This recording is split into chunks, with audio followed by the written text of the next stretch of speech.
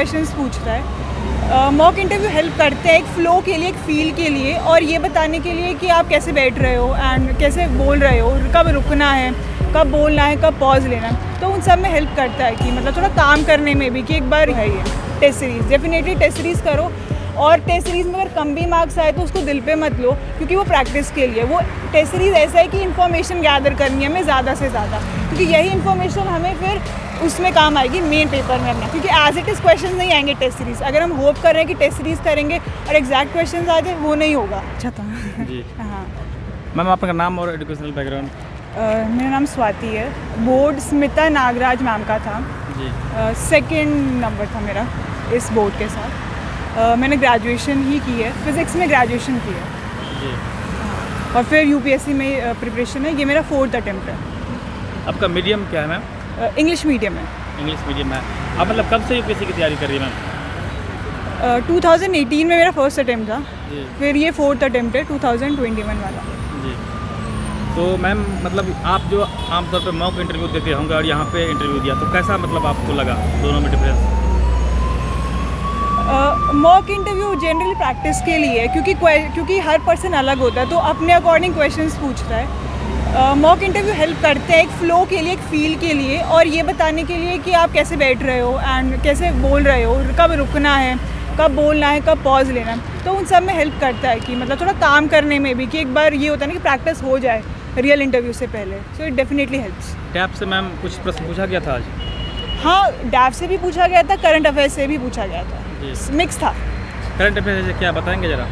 हाँ, current affairs में पूछा था एक तो ये कि अभी क्रिमिनल प्रोसीजर वाला जो बिल अभी पार्लियामेंट में पास हुआ है, उससे रिलेटेड पूछा था कि क्या इम्प्लिकेशंस है उसके। जी। और बाकी ऑटोनमस जो कार्स होती है उसके रिस्पेक्ट में क्वेश्चंस थे। और जैसे कि अभी दिल्ली हाई कोर्ट की कल जजमेंट आई थी, उन्होंने ये कहा था कि जजेस को परमिशन की ज़रूरत नहीं है दूसरी कंट्रीज़ में ट्रैवल करने के लिए, तो उस पर ओपिनियन पूछा था। बाकी जैसे जुडिशियल एक्टिविज़म है, उस पर क्वेश्चन पूछा था। बाकी पब्लिक एडमिनिस्ट्रेशन मेरा ऑप्शनल है, तो उससे रिलेटेड क्वेश्चंस थे। मैम ऑप्शनल का चयन कैसे करना चाहिए नए लोगों को? ऑप्शनल चूज़ अपने अकॉर्डिंग करना चाहिए कि किस में हम कंफर्टेबल ज़्यादा हैं। बाकी ये होता है कुछ लोग ये पर्सनल चॉइस है, कोई ऑप्शनल अच्छा या बुरा नहीं होता।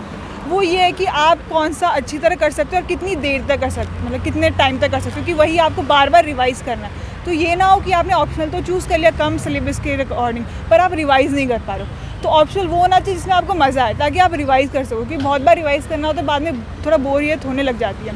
तो उसके अकॉर्डिंग ऑप्शनल चूज़ करना बेटर रहेगा। मेंस की आंसर राइटिंग की मैम तैयारी कैसे करना चाहिए?